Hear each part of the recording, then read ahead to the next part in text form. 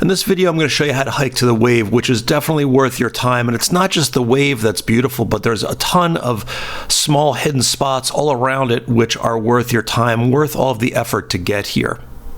The wave isn't really close to much of anything. It's a few hours from almost anywhere, including Zion and the Grand Canyon. Your best bet if you want to stay here is to stay in Page, Arizona or Kanab, Utah. They're both about an hour away from the start of the hike. Now, because this is such a popular hike, you do need a permit. There's one you bring with you and there's one you leave in your car. Rangers do check for permits here on the hike, and what you need to do is go to recreation.gov, search for North Coyote Buttes, and you'll see two permits. One is a 4-month advance permit. The other one is a 2-day advance permit. And for the 2-day advance permit, you have to apply for it from within this geofenced area. So if you're in Springdale or the Grand Canyon or Phoenix, you cannot apply for the 2-day permit. I'll put a link to the permit and all the details beneath this video and on my guide on HikingGuy.com. Now, part of the adventure is the 8.5-mile drive from Route 89 to the Wire Pass Trailhead. It's a dirt road, really beautiful drive. Usually you can do this in a standard clearance vehicle, but ideally you'd want a high clearance vehicle or a 4x4 when it rains out or it's snowing. This can be a mess and the mud can be like ice. I always rent a 4x4 when I come here and that does the job. But if you don't want to do this drive, you can always hire a guide company. You just Google it. There are a bunch of them and they will take you on the whole hike, but you do still need to get a permit yourself. The hike starts at the Wire Pass Trailhead, and if you have a permit, you don't need to bring an adventure pass or anything here. There's a massive lot from, I think, the days before the permit system was implemented, and there are some toilets, but no other facilities here, no water. Bring everything you need in with you. The hike's about 6.5 miles round trip to the wave and back. It takes most people about 4 to 6 hours, and that's not just cruising the whole time, but gives you some time to look around and enjoy it all as well. About 1,000 feet of ups and downs along the way. I'm going to include an optional extension that will bring it up to about 9 to 10 miles, where you get to see some of the sites like Melody Arch and some of the other areas here, because the wave is not just the only thing here. It's really, really beautiful overall. One of the helpful things you get when you get your permit is this little map that has the landmarks you should look for. I definitely recommend bringing this with you. This is definitely helpful, as well as having some kind of electronic navigation like Gaia GPS, AllTrails, or Onyx. They're all good choices here. This is a high-altitude desert known for its temperature extremes. People have lost their lives here in the summer from the heat. In the winter, it can be snowing, and I have seen snow on the trail. You're going to want to check the weather and prepare accordingly. Bring at least 3 liters of water. The Park Service recommends bringing 4 liters of water. And prepare for the backcountry with your essentials. Things like a satellite communicator help here. And I find that using trail runners work well on the slick sandstone as well as in the deep sand that you have to go through. I wouldn't bother with gaiters. You're probably going to get sand in your shoes no matter what. Before you hit the trail, you're going to want to sign in at the trail register. You just have to put in your license plate number, your permit number, and some other info about yourself, and you're going to want to sign out when you're done as well. This is how the rangers make sure no one is missing. Now, for the first part of the hike, we're going to go into the wash, make a left, go down about a half mile, and then head out of the wash. Here we are from the permit sign up. We're just going to cross the road right here. Go past the warning sign, go down just for a minute or so, and then when we get down to the wash, we're going to make the left-hand turn, which is a little counterintuitive because the wave is actually straight if we were to go in a straight line. But this is going to wind us around, and this is your first taste of kind of the geology of the region. Just really, really nice. It winds around, easy to follow, obviously the wash, lots to see. And this is just, like I said, a taste of what's to come. Some of the rock formations that we'll see in a minute or two will just blow your mind. And then you're going to look for, in about a half mile, this turnoff right here. And then we're going to climb up from the turnoff and then do some of the cross-country sections. And here's the turnoff. It's not marked explicitly, but there usually is a little sign here. And there you could see the sign coming up telling you that you need a permit in a little while. And then here's the little climb up. And again, there's no big climbs on this, just a lot of little ups and downs along the way. Now at the top, the trail turns to sand, and that's an easy way to navigate. A lot of this you can follow the footprints, but not all of it. We're going to go across, we're going to look for this notch right here, this little saddle. And there you can see it. That's the saddle we're looking for, and that's what we're going to be crossing over. And it's important to mention that from here on out, there is not really a trail all the way. You're going to be going over rocks. You can see there's some trail signs here in the beginning. This is the permit area, so we need the permit passed here. But whenever you read any of the literature from the BLM, they tell you this is a cross-country hike. There is no trail, and I would say that is accurate. Now here we are at that saddle. We're going to have to climb up on the sandstone, and it's not too bad. It probably looks worse than it is on video here, but it's really just like a series of steps up to the top. And then when we get up to the saddle, there's a trail marker. And again, don't count on these trail markers, but there's a couple of them. Awesome views off to the left.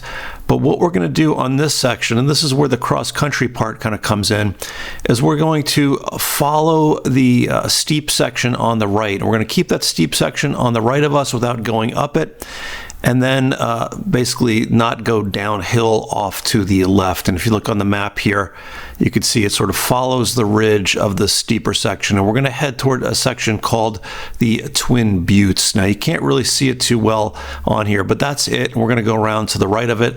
Let me show you what it looks like on the video in a second. But here we are following the rock. And obviously, there's no footprints here. And having the GPX file helps on this part, on the electronic navigation. But as you continue, you're going to go, and around the corner up ahead, you're going to see the Twin Buttes. That's the Twin Buttes right there. And if we follow that ridge around, we're just going to, when we get to this point, aim to the right of the Twin Buttes and go around them. But you can see this is all on stone, all on sandstone here. There's no trail, so this is all cross country. Even though there is a marker or two, I think it would probably behoove the BLM to put some trail markers here, but this is the way it is. And then we're going to go up and around the right-hand side of Twin Buttes, which will bring us up to a saddle for the last section across to the wave. And I mean, just look at the rock formations around here. It's beautiful. I mean, the wave is cool, but I would almost say that the hike there is cooler. Now, our next landmark is going to be this big fissure in the rock. I heard one of the guides call it Butt Crack Fissure. And this fissure is where the wave is, right underneath it. And that's going to be what we aim for on the next cross-country section, which goes across some rock, then has a sandy section here, and then we have a little sandy climb up into the wave. Now this section is a mix of sand and rock. Obviously the sand is kind of tough to walk through, but it's easy to follow. And then when you get up onto these rock sections, you can always aim for the fissure in the distance, or you could use offline navigation on your phone to do it. Overall, it shouldn't be that bad. Between those methods of navigation, you should be fine. And the rock formations in this section are just incredible. It feels like you're on a different planet, maybe a mix of Mars, Jupiter, Saturn. It's just crazy with the colors and the shapes. Really, really beautiful as you go. Now, eventually the rocky section will give way, and you're going to see some sand dunes and some light-colored sand in front of you. We're going to hike through the sand up to the base of the next sandstone section. You can see the trail going up in front of us there. And then we have a steep climb on the sand. It's a little bit tough, but not too bad. On the left-hand side, you're going to see the mini wave, one of the formations in addition to the wave around here.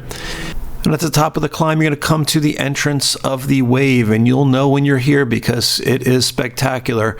If you want the classic shot, there's lots of great shots, obviously. It's beautiful, but if you go into the middle and you climb up there and then you turn around and you shoot back towards the way you came in, this is the shot you get. And this is what you see on a lot of desktop screensavers and social media shots.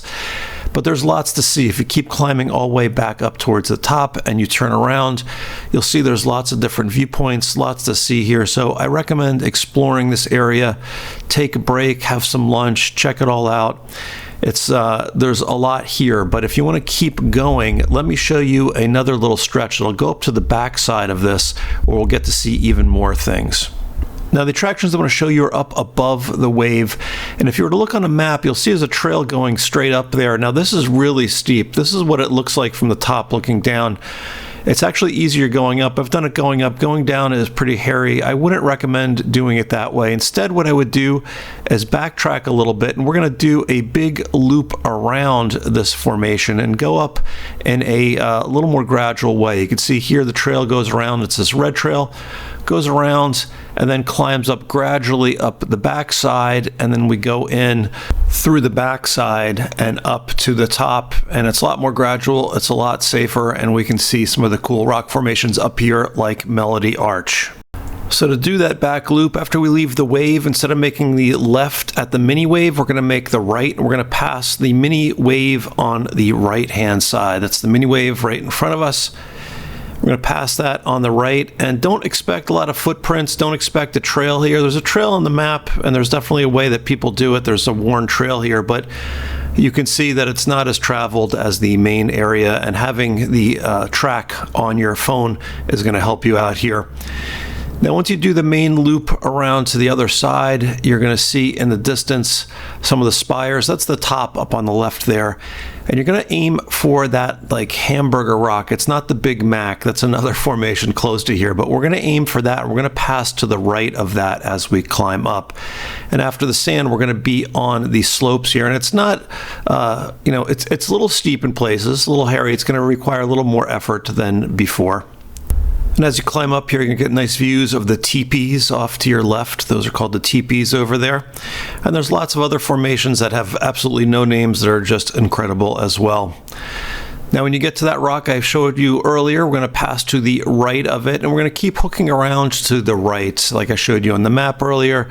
Keep hooking around to the right, keep climbing up, and again, it's not really steep, but we're going to climb up until we get to the middle section of the rock formation, which is just all rock. You'll just be walking on rock here. And this is where you could see some sites like the alcove. This is the alcove right here. And you can go in here. Obviously, you're going to want to take care. You're not going to want to damage anything, leave no trace, and all that fun stuff. But you can check out the alcove, which is this big hollowed out space here. Then you can climb up from there. It's a little bit of a climb. You're going to have to pick your way through to do it safely, but you're going to climb up and you're going to be above Melody Arch, which is down there. That for me is one of the more spectacular things up here, and you can climb down there, but again, be careful, make sure you can climb out. And then once you're down there, you can look through the window down out into the desert, or you can just explore around here and see all of the different arches. And there's a few different arches. I marked them in the GPX file on the website. You can also go to the other side and look down towards the wave or the second wave. There's all kinds of different formations here. And if you want to see all the other things to explore, just download the GPX. I have a lot of my favorites in here, including different dinosaur tracks. And again, you could probably spend all day here just looking around and exploring. And if you can do it, I definitely recommend it. If you did all the effort to get here, you know, might as well enjoy it. Thank you for watching. If you have any questions, just leave them underneath the video. I will do my best to answer. And remember, I have this information on my website too. Just search for Hiking Guy, the wave, and you'll be able to save that to your phone or print it out so you have it with you on the trail. And big thank you to everyone who supports this channel. I cannot do it without sponsorships, without you, without your help. And if you like the video, consider sponsoring and supporting this channel so I can do more free trail guides and hopefully help people know what to expect and hike safely.